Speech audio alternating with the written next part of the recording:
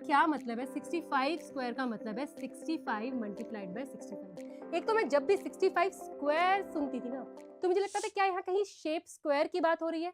Actually मुझे बहुत बाद में पता लगा कि हाँ हो रही है। एक्चुअली हम एक ऐसे स्क्वायर की बात कर रहे हैं जिसकी की साइड 65 है, तो उसका एरिया क्या होगा? साइड इंटू साइड, 65 इंटू 65 यानी कि 65 स्क्वायर, है ना। तो ये बड़ा मैजिक है मैथ्स का, जो मुझे बहुत देर में समझ में आया, लेकिन तुम्हें मैं बताऊंगी, तुम मेरे दोस्त हो, है ना। तो चलो फिलहाल इसको समझते हैं 65 इंटू 65 से, ठीक है। अब मैं डिस्ट्रीब्यूटिव प्रॉपर्टी देखती हूँ तो उसमें दो टर्म्स होती हैं, इसमें भी दो टर्म्स हैं, लेकिन उसमें कैसा पैटर्न होता है? a plus B multiplied by c plus D, है ना। तो इसको भी क्यों ना मैं ऐसे ही ब्रेक करूं, 60 प्लस 5 में ब्रेक कर देती हूँ, ठीक है, मजा आएगा। दूसरा नंबर भी 65 है, तो उसको भी मैं 60 प्लस 5 में ब्रेक कर देती हूँ। अरे ये मैम इक्वल टू क्यों लगा रही है? मैम आप इनटू लगाइए, इक्वल टू तो नेक्स्ट स्टेप में आएगा, ठीक है। अब मैं इसको डिस्ट्रीब्यूटिव प्रॉपर्टी से सॉल्व करने की कोशिश करती हूँ। 65 को 65 से लॉन्ग मल्टीप्लिकेशन से मल्टीप्लाई किया तो क्या किया? क्या 8th स्टैंडर्ड के बच्चे हैं हम सिंपल मल्टीप्लाई नहीं करते, हम पैटर्न्स ढूंढते हैं भाई, मैथमेटिशियंस है हम। तो आ जाओ इधर, डिस्ट्रीब्यूटिव प्रॉपर्टी करेंगे तो 60 पूरे ब्रैकेट से मल्टीप्लाई होगा। हमें इतना तो अब तक समझ में आ ही चुका है, हमारी प्रैक्टिस पूरी हो चुकी है। अब ये प्लस 5 जो है ये इस पूरे ब्रैकेट से मल्टीप्लाई होगा, ठीक है। तो मुझे क्या मिलेगा? सबसे पहले मुझे मिल रहा है 60 इंटू 60, क्योंकि ये इससे मल्टीप्लाई हुआ ना। अब 65 से मल्टीप्लाई हुआ तो क्या मिलेगा? 60 मल्टीप्लाइड बाय 5, ठीक है। 100% बात समझ आ गई, बहुत बढ़िया। 5 60 से मल्टीप्लाई हो रहा है, ये 65 से मल्टीप्लाई हुआ, 5 60 से मल्टीप्लाई हुआ है, कोई डिफरेंस है? कोई डिफरेंस नहीं है, वही बात है। तो यहाँ मैं लिख देती हूँ 60 इंटू 5, ठीक है। और उसके बाद 5 से मल्टीप्लाई हो रहा है तो 5 इंटू 5। अब ये जो मुझे मिला है इसको थोड़ा सा कंपाइल, थोड़ा सा कॉम्पैक्ट बना के मैं लिखती हूँ। कैसे लिखूंगी? 60 इंटू 60 का मतलब 60 स्क्वायर, ठीक है।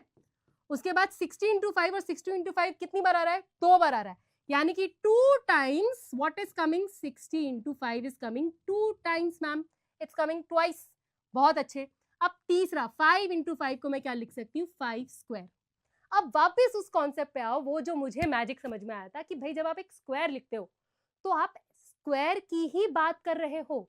आप बात कर रहे हो एक ऐसे स्क्वायर की जिसकी की साइड है 65, ठीक है। अब अगर तुम्हें उसका एरिया निकालना है, अगर तुम्हें स्क्वायर का एरिया निकालना है जिसकी 65 यूनिट, सेंटीमीटर, मीटर कुछ भी हो सकती है, तो आप कैसे एरिया निकालोगे? 65 का स्क्वायर करोगे, ठीक है। अब ये क्या कह रहे हैं, क्योंकि मैंने यहां से यहां पहुंची हूं, ये बोल रहे हैं कि अगर आपको एक ऐसे स्क्वायर का एरिया निकालना है जिसकी की साइड 65 है, तो आप एक ऐसा स्क्वायर लो जो कि 60 यूनिट्स का हो, उसका स्क्वायर का एरिया। एक ऐसा स्क्वायर लो जिसकी की साइड 5 है, उसका एरिया। और ऐसा एक रेक्टेंगल लो, रेक्टेंगल का एरिया क्या होता है? लेंथ इंटू ब्रेथ, हाँ या ना, है ना। तो अगर लेंथ 60 है और ब्रेथ 5 है तो ऐसा एक रेक्टेंगल ले लो, लेकिन 2 बार लेना क्योंकि 2 टाइम्स है। और जब आप इनको ज्वाइन कर दोगे तो आपको वो स्क्वायर मिल जाएगा जिसका की साइड 65 है। हम नहीं मानते भाई, हम ऐसी हवाई बातों को बिल्कुल भी नहीं मानते, हमसे तो देखा भी नहीं जा रहा, विजुअलाइज भी नहीं किया जा रहा।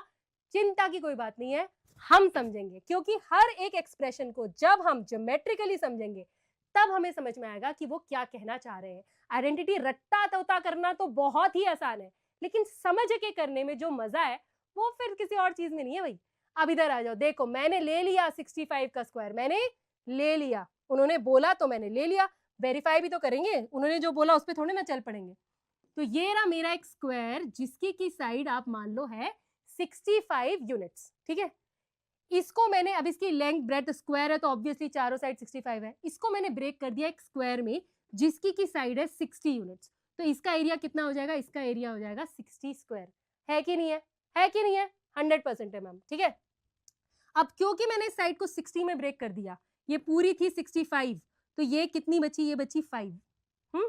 ये पूरा था 65, इसमें भी मैंने ये 60 लिया, यहां तक 60 है ना, तो ये भी 60 होगा, ठीक है। और ये 5 होगा, ये भी 5 है, ये भी यहाँ पे 60 है। तो अब मेरे 65 यूनिट्स का जो ये स्क्वायर है, इसका एरिया किस किस से मिलकर बन रहा है? ये बन रहा है एक ऐसे स्क्वायर से जिसकी साइड 60 है, ये बन रहा है एक ऐसे स्क्वायर से जिसकी साइड क्या है? जिसकी साइड 5 है। तो इसका एरिया हो गया 5 स्क्वायर। हुआ कि नहीं हुआ? तो भाई ये तो वेरीफाई हो गया और ये भी वेरीफाई हो गया। अभी जरा इसको वेरीफाई करते हैं। ये देखो, ये रहा रेक्टेंगल, ये रहा वो रेक्टेंगल जिसकी लेंथ कितनी है? जिसकी लेंथ मुझे 60 नजर आ रही है और जिसकी ब्रेड्थ मुझे 5 नजर आ रही है, तो इसका एरिया क्या होगा? इसका एरिया होगा लेंथ इंटू ब्रेड्थ, यानी कि 60 इंटू 5। और सेम वैसा ही एक रेक्टेंगल यहाँ नजर आ रहा है जिसकी की लेंथ है 60, ब्रेड्थ है 5, तो इसका एरिया भी हो गया 60 इंटू 5। और ऐसे दो रेक्टेंगल हमें नजर आ रहे हैं, इसलिए यहाँ पे 2 इंटू 60 इंटू 5।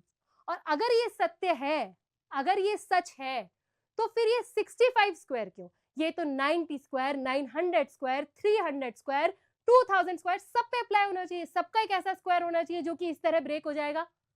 हाँ, तुम सही सोच रहे हो, बिल्कुल सही है, ऐसा ही होगा। और क्योंकि ये हर चीज पे अप्लाई कर रहा है, इसीलिए ये बन जाती है एक आइडेंटिटी। ये बन जाती है एक आइडेंटिटी जो हर जगह अप्लाई हो सकती है। तो अब की बार मैं नंबर नहीं ले रही हूं, मैंने लिए थे 65 स्क्वायर लिया था, जिसे 60 और 5 में ब्रेक किया था। अब मैंने नंबर ले लिया है, जैसे मैंने 60 को 60 प्लस 5 लिखा था ना, तो वैसे ही अब मैं इसको, सॉरी ये 65 स्क्वायर, तो अब मैं इसको a प्लस बी का होल स्क्वायर लिख रही हूँ। a प्लस बी का होल स्क्वायर मतलब a plus B multiplied by a plus B, हाँ या ना? ठीक है, किसके बराबर होगा ये मुझे बोल रहा है कि ये बराबर होगा a स्क्वायर के, ये बराबर होगा प्लस बी स्क्वायर के, और ये बराबर होगा दो रेक्टेंगल्स के एरिया यानी कि 2ab। ठीक है ना? ठीक है ना? ये मुझे मेरा ज्योमेट्री का फिगर बोल रहा है कि ये इसके बराबर होगा। लेकिन क्या मैं यकीन कर लूं? मैंने ज्योमेट्रिकली तो देख लिया, मैंने एक नंबर का एग्जाम्पल लेके भी कर लिया, लेकिन तब तक मैं यकीन नहीं करूंगी जब तक मेरी डिस्ट्रीब्यूटिव प्रॉपर्टी जिससे मैंने शुरुआत की थी वो भी ये प्रूव ना कर दे कि हाँ ये ऐसे ही होगा। तो क्यों ना मैं ऐसे डिस्ट्रीब्यूटिव प्रॉपर्टी से भी चेक कर कर देखूं। a plus B multiplied by a plus B, इसका मतलब ये पहली a टर्म जो है ये a प्लस बी से मल्टीप्लाई होगी, और ये जो सेकेंड टर्म b है ये भी a प्लस बी से मल्टीप्लाई होगी।